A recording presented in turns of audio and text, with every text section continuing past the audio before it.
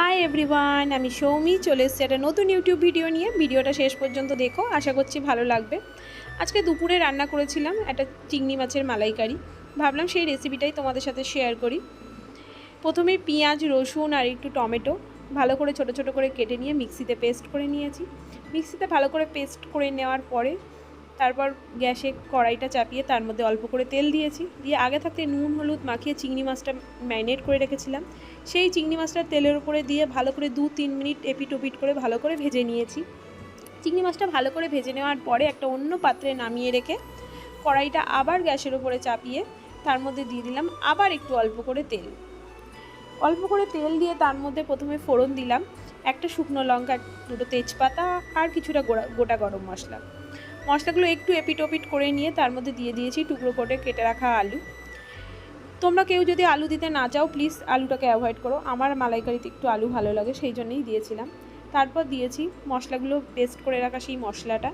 তারপর আস্তে আস্তে শুকনো মশলাগুলো দিলাম, হলুদ, নুন, একটু চিনি। আমি আদাটা দিতে ভুলে গেছিলাম, পরে আদাটা দিয়েছি। তারপর দিলাম একটু কাশ্মীরি রেড চিলি পাউডার, একটু জিরের গুঁড়ো, একটু গরম মশলা আর মিক্সির বাটিটা ধুয়ে একটু জল দিয়েছিলাম।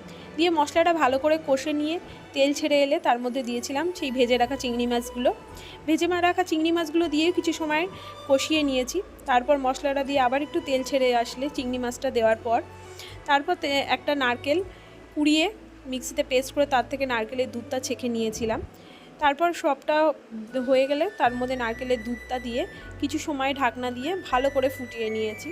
ঝোলটা ভালো করে ফুটে এলে তারপর একটু নুন মিষ্টিটা দেখে নিয়ে যদি লাগে স্বাদ মতো আর একটু নুন মিষ্টি দিতে হবে, আর না হলে ঠিক আছে। তারপর একটু গরম মশলা ওপর থেকে ছড়িয়ে চিংড়ি মাছের মালাইকারিটা নামিয়ে নিয়েছিলাম। খেতে সত্যি ভালো হয়েছিল। তোমরাও যদি কখনো ট্রাই করো অবশ্যই জানিও তোমাদের কেমন লাগলো। আর আমার বাড়ির লোক তো কী রিভিউ দিল তোমরা অবশ্যই সেটা শোনো, তাদের কেমন লাগলো।